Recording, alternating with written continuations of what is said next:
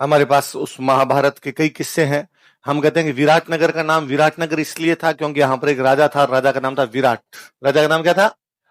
और कि पांडव जब अपना अज्ञातवास बिताने के लिए आए तो राजा विराट के पास आए। पांडव इस बात को जानते थे कि हम पांचों साथ गए तब तो कोई पहचान लेगा, पांच मतलब कौन? पांडव। इसलिए अपने साथ नहीं जाएंगे, सब अलग अलग जाएंगे और वेशभूषा बदल कर जाएंगे ताकि कोई भी पहचानना नहीं चाहिए। और पांचों भाई आए और यहाँ पर आके अलग अलग नौकरी लग गए। भीम आके राजा विराट के रसोईया बन गया, क्योंकि भीम इस बात को जानते थे कि भाई अपने रोटी खाते हैं ज्यादा, और कोई काम करेंगे मालिक पता नहीं खिलाएगा कि नहीं खिलाएगा, इससे अच्छा अपने काम ही क्या कर लो, रसोईया का कर लो, तो साथ में बनाओ और साथ में। अर्जुन जो थे, अर्जुन ने कहा मैं डांसर बन जाता हूँ। अर्जुन ने लिपस्टिक लगा ली और अर्जुन बन गए डांसर। और अर्जुन ने कहा कि मैं राजकुमारी को डांस सिखा सकता हूँ। राजा विराट की राजकुमारी थी, उसका नाम था उत्तरा। क्या नाम था?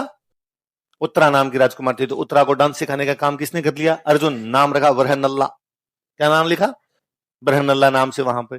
द्रौपदी जो थी राजा विराट की जो रानी थी, उनका नाम था सुदेशना। क्या नाम था? कि मैं सुदेशना के महल में काम कर लूंगी, वहां दासी बन जाती हूँ। तो द्रौपदी वहां दासी बन गई। सब भाइयों ने अलग अलग काम बांट लिए, सब भाई वहां पर रहने लग गए।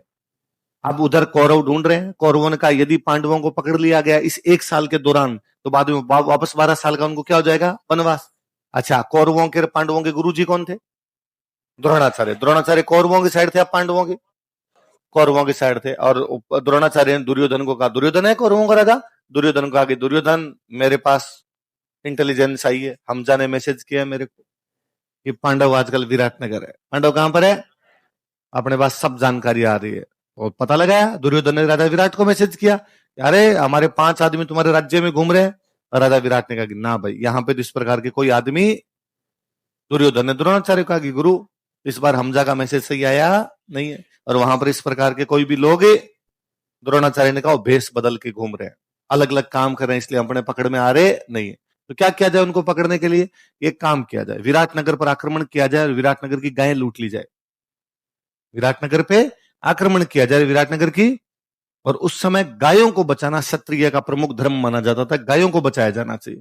कि जब हम विराटनगर पर आक्रमण करके गायें लूटेंगे तो पांडव गायों को बचाने के लिए आएंगे, और जब गायों को बचाने के लिए आएंगे तब हम पहचान जाएंगे कि ये पांडव, पकड़ लेंगे अपने उनको। दुर्योधन ने कहा सर क्या आइडिया आपके पास, कौन सा च्यवनप्राश खा रहे हो आजकल आप? द्रोणाचार्य ने कहा एक बात और सुन, मैं तो कहता हूं च्यवनप्राश तू भूंगल है, तू कुछ नहीं खाता है। आक्रमण उस दिन करना है जिस दिन युधिष्ठिर नहीं हो, क्योंकि उन 500 में सबसे दिमाग वाला आदमी कौन है? युधिष्ठिर। उसको पता चल जाएगा ट्रैप है, कोई कोई जाल बिछाया है कौरवों ने, और वो आक्रमण करने के लिए आने नहीं देगा। इसलिए ये ध्यान रखना दुर्योधन का डन सर। एक दिन पता चला राजा विराट शिकार खेलने के लिए गए, साथ में ले गए युधिष्ठिर को, और उस दिन कौरवों ने अटैक किया विराटनगर पे, और विराटनगर की क्या लूट ली? गाय लूट ली। जब वो गाय लूट के लेके जा रहे थे, सेनापति आया भाग के राजकुमार के पास। राजा विराट के राजकुमार का नाम था उत्तर। क्या नाम था? राजकुमारी का उत्तरा और राजकुमार का कि राजकुमार उत्तर, हमारी गाय लूट ली गई है। राजकुमार उत्तर ने कहा सेना तैयार करो। ऐसे गाय कैसे लूटी जा सकती है? विराटनगर की गायों को कैसे देख सकता है? कोई हाथ भी नहीं लगा सकता विराटनगर की गायों को। तो कहा राजकुमार उत्तर चलो सेना में। तो कहा मेरा रथ लाओ, मेरे ड्राइवर को कहो, ड्राइवर सारथी, रथ का चलाने वाला कौन होता है? सारथी। मेरे सारथी को मैं रथ तैयार करे। सर एक दिक्कत है, आपका सारथी आपके पिताजी के साथ चला गया। उसने कहा मरा दिया यार, अब मेरा रथ कौन चलाएगा? द्रौपदी वहीं खड़े खड़े सुन रहे थे। द्रौपदी ने कहा मैं एक अच्छा सारथी बता सकती हूँ। हाँ जल्दी बताओ कौन है? कि वो जो तुम्हारी दीदी को डांस सिखाता है। उसने कहा वो लिपस्टिक बॉय। अरे का वो बहुत अच्छा सारथी। एक दिन हमने बात सुनी थी, वो कह रहा था पहले किसी राजा का रथ ही चलाया करता था, बुला कर लाओ। अर्जुन जो कि बरहनल्ला बुले हुए थे उनको बुलाया गया, बने हुए थे उनको बुलाया गया। अरे रथ चला सकते हो? अर्जुन ने कहा लो फटाफट। रथ पर बरहनल्ला बैठा, राजकुमार उत्तर अपनी सेना लेकर युद्ध के मैदान में पहुंचे। और सामने कौरव खड़े थे, कौरव एक से एक बढ़ के महारथी, दुर्योधन, दुशासन, द्रोणाचार्य, भीष्म, शल्य, कर्ण, यदार्थ, सारे के सारे एक से एक बढ़कर। और जैसे सामने से तीरों की बारिश होने लगी, राजकुमार उत्तर ने उत्तर दे दिया। राजकुमार उत्तर ने अपने सारथी को बरहनल्ला को कहा कि बरहनल्ला गाड़ी घुमा लो फटाफट। अर्जुन को लगा रही है तो गलत है। अर्जुन ने कहा कि नहीं राजकुमार उत्तर, तुम क्षत्रिय हो, तुम्हें लड़ना चाहिए। उसने कहा यार पंचायती मत कर, तू गाड़ी घुमा। तेरे को क्या पता है डांस वांस करने वाले आदमी लड़ना चाहिए नहीं लड़ना चाहिए। और जब बरहनल्ला ने रथ नहीं घुमाया तो राजकुमार उत्तर उत्तर के भाग गया। तो बरहनल्ला उसके पीछे भागा, बरहनल्ला ने पकड़ा और पकड़े कहा तू केवल रथ पे बैठा बैठा झूठा ही ऐसा करता रहे, लड़ाई मैं कर लूंगा। उसने कहा हो। भाई साहब इधर कोई ताता दिन दिन थोड़ी करना है, लड़ाई करनी है, युद्ध युद्ध। आपका भाई साहब करण जौहर टाइप के आदमी, पता नहीं चल रहा तुम कौन और कौन नहीं हो। युद्ध करना है यहाँ पे। और बरहन अल्लाह ने कहा कि चुप रहे, मैं अर्जुन हूं, अर्जुन पांडु पुत्र अर्जुन। या बकवास करके बैठ गए चुपचाप, मैं कर लूंगा। अब अर्जुन हो गया, हाँ तो जेंडर चेंज कब किया? अर्जुन ने कहा तो बैठ, बाद में बताऊंगा। कहते हैं अर्जुन जब विराटनगर में घुसे थे तब अपना जो हथियार था, अर्जुन के धनुष का नाम क्या था? गांडीव। अपना गांडीव धनुष एक पेड़ पे टांग के गए थे। और जब उन्होंने पेड़ पे टांगा था तब उन्होंने कहा था, हे धनुष देवता, हे मेरे गांडीव, मैं जब तुम्हें इस पेड़ पे टांग के जा रहा हूं और अगले 12 महीनों तक तुम इस पेड़ पे टंगे रहोगे तो सर्दी गर्मी बरसात में तुम दूषित प्रदूषित हो जाओगे, अपवित्र हो जाओगे। मैं तुम्हें वचन देता हूं कि जब कभी मैं तुम्हें दोबारा चलाऊंगा तो गंगा जी में धोकर चलाऊंगा। जब कभी भी दोबारा चलाऊंगा तो गंगा जी के पवित्र जल में तुम्हें धोकर पवित्र करके फिर चलाऊंगा। अब जैसे ही उन्होंने अपना धनुष उतारा, अब गंगा जी यहां पर कहां से आए, कैसे धोए उस धनुष को? अर्जुन को अपना वचन याद था। कहते हैं अर्जुन ने पहला तीर चढ़ाया, धरती में मारा, धरती से पानी की धार निकली, बाण न मार के गंगा निकाल दी। इसलिए नदी कौन सी है? तुम्हारी बाण गंगा नदी के पीछे कहानी है कि ये बाण गंगा किसने निकाली थी? अर्जुन ने बाण मार के निकाली थी। धनुष धोया, फिर अर्जुन जाके लड़े। अर्जुन ने जैसे ही पहला तीर चलाया, सामने से द्रोणाचार्य ने कहा कि अर्जुन है। अरे तुम्हें कैसे पता? अर्जुन ने कहा नोट्स मेरे हैं। ऐसा कोचिंग अपनी की थी, सिंपल सी बात। द्रोणाचार्य ने कहा पहला तीर मेरे कदमों में आकर गिरा है। इसका मतलब अर्जुन कह रहा है कि हे गुरु द्रोण, आज्ञा प्रदान कीजिए, मैं युद्ध प्रारंभ करने जा रहा हूं। और अभी देखिए अगला तीर भीष्म पितामह के चरणों में आ गिरा। भीष्म ने कहा आ गया। हाँ। अर्जुन क्या लड़ा था उस दिन, कौरवों की सेना को अकेले अर्जुन ने तितर बितर किया था। कौरव भाग गए वहां से। युद्ध जीतकर विराटनगर की सेना वापस लौटी, जिंदाबाद के नारे लगाते हुए। राजकुमार उत्तर की जय हो, विराटनगर की जय हो। इधर वापस आए तब राजा विराट युधिष्ठिर के साथ शिकार खेलकर वापस आ गए थे। चौपड़पासी खेल रहे। चौपड़पासी जानते हो? वो गेम होता था, गोटियों वाले गेम, वो चौपड़पासी खेल रहे। और किसी सेनापति ने आकर कहा कि राजा विराट की जय हो, विराटनगर की जय हो, हम युद्ध जीत कर लौटे हैं, हम गायें बचा कर लौटे हैं। राजा विराट ने वापस अपना पासा चलते हुए कहा, जहां पर मेरा राजकुमार उत्तर जाएगा वहां हारने की कोई संभावना ही नहीं है। इस बार युधिष्ठिर ने पासा फेंकते वापस कहा कि नहीं राजन, आज की जीत बृहन्नल्ला के कारण हुई। आज का युद्ध किसने जीता है? और राजा विराट को इतना गुस्सा है, उन्होंने वो वापस लिया, युधिष्ठिर के नाक में मारा कि शर्म नहीं आती तुम्हें? बृहन्नल्ला, मेरे बेटे पर तुम इस प्रकार की बात करो, बृहन्नल्ला यू जीताएगा? मेरे बेटे ने जीता है। इतने बेटा खुद ही आ गया। और बेटे ने कहा पिताजी सही बोल रहे हैं, ये युद्ध बृहन्नल्ला ने जीता है। और वो बृहन्नल्ला नहीं है, वो पांडु पुत्र अर्जुन है। और जिनका अभी अभी अपने नाक तोड़ा है पासा मार के, युधिष्ठिर है, धर्मराज युधिष्ठिर। वो जो मोटा आदमी रसोई में बैठा है भीम है। ये जो बाहर दो गेट कीपर खड़े हैं नकुल और सहदेव है। वो जो मम्मी के महल में काम करते हैं वो महासती द्रौपदी है। और राजा विराट को अपनी गलतियों का एहसास हुआ। राजा विराट ने युधिष्ठिर से कहा सॉरी ब्रो, मैं तुम्हें पहचान नहीं पाया था, तुम कौन हो कौन नहीं हो। और अब जब मुझे पता चला है कि मेरी इस जीत का कारण बृहन्नल्ला अर्थात अर्जुन है, मैं मेरी राजकुमारी उत्तरा का विवाह अर्जुन के साथ करूंगा। अर्जुन ने कहा नहीं सर, एज गैप नाम की भी चीज होती है, स्टूडेंट है ये मेरी, और ऐसे नहीं होता है। और इसकी शादी जो है मेरे बेटे के साथ कीजिए, उसकी उम्र की है। इसलिए बाद में उत्तरा की शादी की गई अभिमन्यु के साथ। किसके साथ की गई? अभिमन्यु का ससुराल कहां था?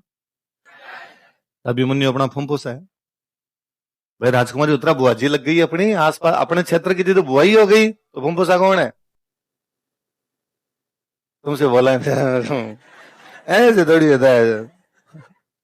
अभिमन्यु का नाम तो सुना होगा। तो अभिमन्यु की शादी किसके साथ हुई थी? राजकुमारी उत्तरा किसके साथ हुई थी? तो कुल मिला के राजा विराट जो कि विराटनगर का राजा, वो पांडवों का रिश्तेदार है। तो जब महाभारत का युद्ध हुआ तो लड़ने के लिए गया था, पांडवों की तरफ से ये लोग लड़े थे। अब महाभारत के युद्ध के बाद अब युद्ध होगा तो युद्ध के अंदर जो लड़ेंगे वो तो कमजोर भी होंगे भाई साहब। ऐसा कहते हैं गोपीनाथ शर्मा अपने इतिहासकार है, वो ये मानते हैं कि महाभारत युद्ध के बाद में ये पांडव कौरव ये जो थे ये तो क्या हो गए थे? कमजोर। और मत्स्य क्या हो गए थे? शक्तिशाली। तो मौर्य मतलब मगध के राजा। मौर्य मतलब कहां के? मैंने बताया मगध महाजनपद, सारे महाजनपद को खा गया। और मगध की राजधानी है पाटलिपुत्र। कौन सी है? तो आप पाटलिपुत्र में बैठे हुए मौर्य। कौन बैठे हुए? और वो कहते हैं हम मगध के राजा है। कहां के राजा है? मगध के राजा। अब वो कहेंगे हम राजस्थान पे भी कंट्रोल करेंगे। राजस्थान का प्रतिनिधि राज्य कौन सा था? अवंती। तो अवंती को भी उन्होंने कंट्रोल में ले लिया होगा। अब वो जब राजस्थान को कंट्रोल करेंगे तो राजस्थान में बंदा तो बिठाना पड़ेगा, राजस्थान में कोई आदमी तो रहेगा। तो राजस्थान में कहां पर बैठ के कंट्रोल होगा? क्योंकि बड़ी राजधानी कौन सी थी यहाँ पे? विराटनगर। तो मौर्यों का कोई बंदा भी यदि बैठ के अपने पे कंट्रोल करेगा तो कहां से करेगा? विराटनगर से। या मौर्यों का कम से कम बड़ा सेंटर यदि राजस्थान में कोई बनेगा तो कौन सा बनेगा? उसी विराटनगर का। हम यहां तक आते आते नाम देखते हैं बेराट। क्या देखते हैं? या अभी भी हम उसको बेराट नाम से भी जानते हैं। और क्या जानते हैं? विराट। तो इस काल में एक मुख्य सेंटर बन के उभरता है, उसको बोले आप विराटनगर कह दीजिए या क्या कह दीजिए? बेराट। तो बेराट मुख्य के अंदर है। इसका प्रूफ यह है कि यहां से हमें अभिलेख मिले हैं। क्या मिले हैं? कौन से काल के? मौर्यों में एक बहुत बड़ा राजा हुआ था अशोक। कौन हुआ था? अशोक ने पूरे भारत में अभिलेख लगवाए थे। भारत का पहला राजा जिसने पूरे भारत में अभिलेख लगवा दिए थे, वो राजा ही कौन हुआ है? अशोक। उसके 2 अभिलेख मिले हैं बेराट से। कितने मिले हैं? एक ही जगह से 2 अभिलेख एक राजा के मिले। ये दिखाता है कि वो कितना महत्वपूर्ण सेंटर है कि उन्होंने एक नहीं बल्कि कितने अभिलेख लगवा दिए। बाकी पूरे भारत में अभिलेख है, लेकिन बाकी सब जगह कितने हैं? एक एक। लेकिन बेराट में अपने कितने हैं? किस राजा के? किसके? अशोक। फिर हमारे इतिहासकार ये कहते हैं कि अशोक ने बेराट में बौद्धों के लिए मंदिर बनवाया था। किसके लिए? गोल मंदिर बनाया हुआ। कैसा मंदिर है? तो 2 जानकारी भी। अशोक ने बेराट में बौद्ध मंदिर बनाया था जो गोल आकृति में बना हुआ है। अशोक ने बेराट में कितने अभिलेख लगवाए थे? 2। इसका मतलब बेराट अशोक का मुख्य केंद्र था। बेराट अशोक का मुख्य केंद्र था। अशोक कौन से वंश का राजा था? तो मौर्य काल का मुख्य केंद्र। यही तो लिखा है। आई बात समझ में? लिखो। भगवान बुद्ध ने कहा मुझे तो ज्ञान की प्राप्ति हो गई, अब मैं बाकी लोगों को भी ज्ञान की प्राप्ति करवाऊंगा। मेरा तो सिलेक्शन हो गया, बाकी लोगों का सिलेक्शन करवाऊंगा। भगवान बुद्ध ने खोल ली कोचिंग। यही तो बौद्ध धर्म है। भगवान बुद्ध ने अपनी बातें लोगों को बताई, जिन लोगों ने बात फॉलो की वही तो बौद्ध धर्म है। वो जो उनकी कोचिंग थी उसका नाम था संघ। क्या नाम था? कि भगवान बुद्ध ने संघ में एडमिशन दिए थे। किस में एडमिशन दिए? तो लोगों को संघ में एडमिशन लेना होता है, संघ में जाके उनको बातें माननी होती। भगवान बुद्ध क्या क्या कहते हैं। फिर अशोक जब खुद राजा बना था तो अशोक ने एक चलाई थी कोड ऑफ कंडक्ट। क्या चलाई थी? आचरण संहिता। क्या चलाई? बोलो। क्या करना चाहिए और क्या नहीं करना चाहिए, पूरी एक लिस्ट बना के दी। टू डू और नॉट टू डू की लिस्ट बना के दी। उसको बोलते हैं धम्म।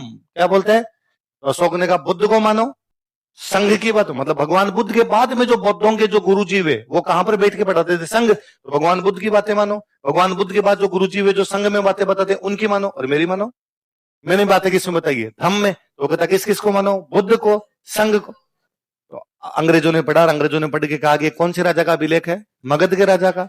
वो राजा किस किस में विश्वास करता है? बुद्ध में, संघ में और धम्म में। और कितनी किताबों की जानकारी दे। राजा कौन है उसका नाम पता। अशोक के साथ में एक बड़ी दिक्कत है, अशोक पूरे भारत में अभिलेख लगवा के गया, किसी में भी नाम नहीं लिखा है। ये नहीं लिख के गया मैं अशोक हूं, सबके अंदर लिख के चला गया देवानाम प्रियदर्शी।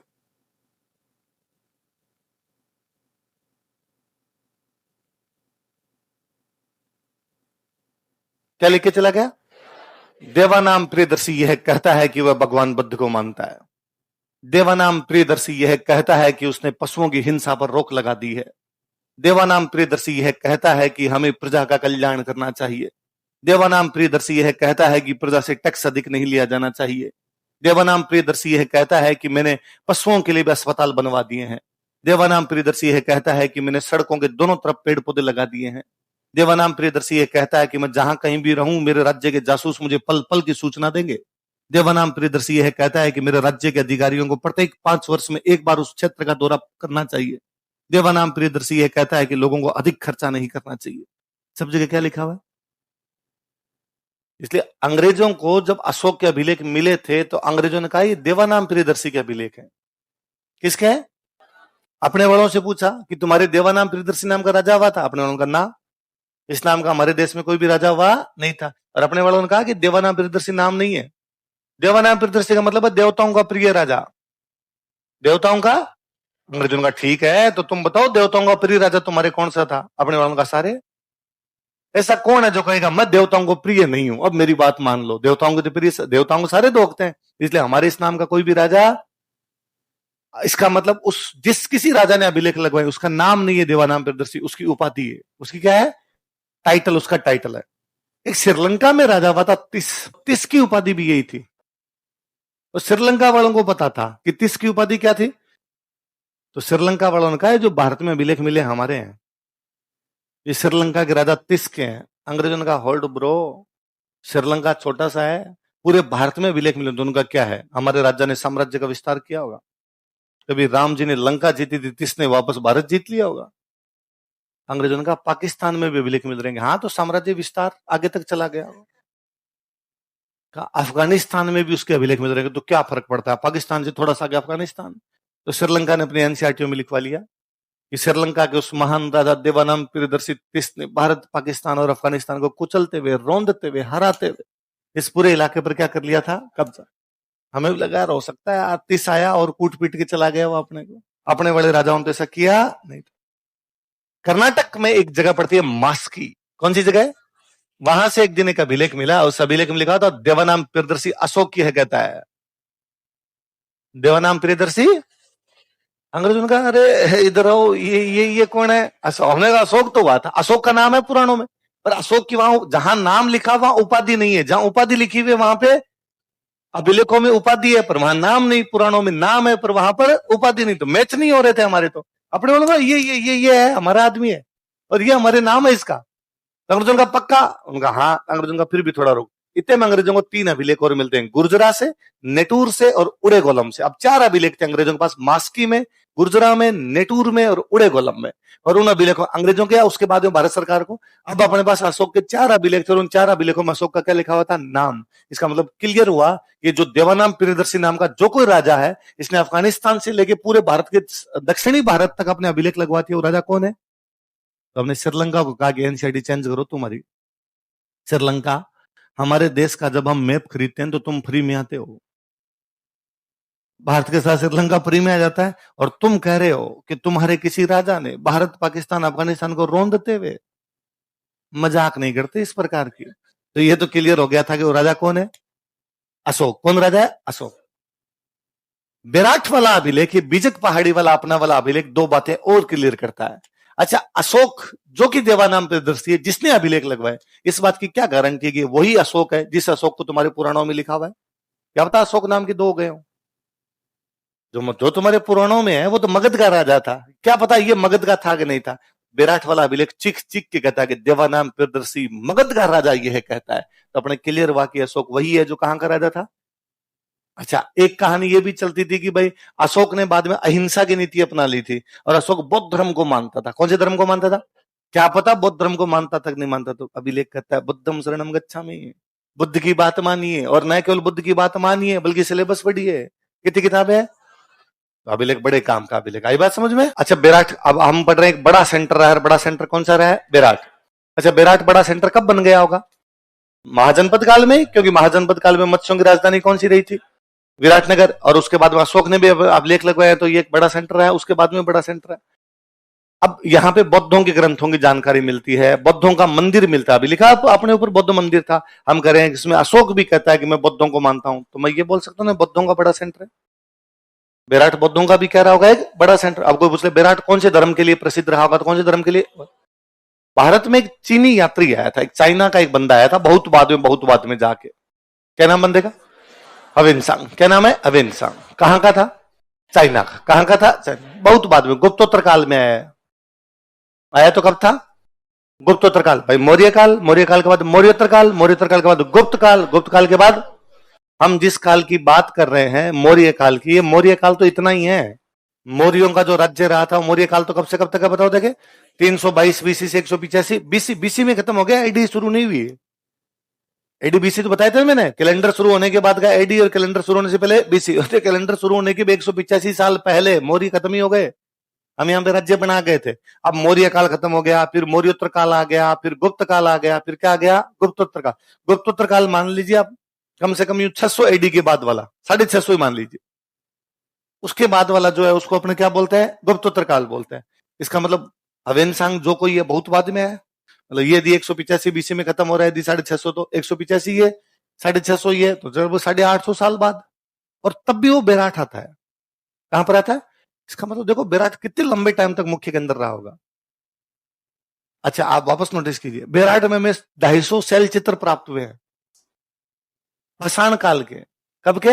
इसका मतलब विराट पाषाण काल में भी है, और ताम्र पाषाण काल में भी है, वो कांस्य काल में भी है, वो लोहे काल में भी है, वो महाजनपद में भी है, वो मौर्य में भी है, वो मौर्योत्तर में भी है, वो गुप्त में भी है, वो गुप्तोत्तर में भी है, और वो आज भी है। विराट तो खड़ा है ना आज भी, खत्म थोड़ी हो गया शहर का शहर आपका। आप कह सकते हो कि हड़प्पा मोहनजोदड़ो अब नहीं है, पर विराट है। तो विराट पाषाण काल से लेकर अब तक की सभ्यता कितनी कंटिन्यूअस सिविलाइजेशन है। चेंज होती रही, किसी टाइम में किसी प्रकार के लोग रहे होंगे, बाद दूसरे प्रकार रहे होंगे, कभी बड़ा सेंटर रहा होगा, कभी सेंटर छोटा हो गया होगा, 100 बातें। फिर विराट है, इसलिए हवेनसंग भी आके गया। हवेनसंग ज्यादातर उन जगह पे गया था जहां पे बुद्ध रहते थे। जहां पे कौन रहते? इसका मतलब यदि वो विराट है तो विराट में भी किसका प्रभाव रहा? किसका प्रभाव रहेगा? बौद्ध। देखो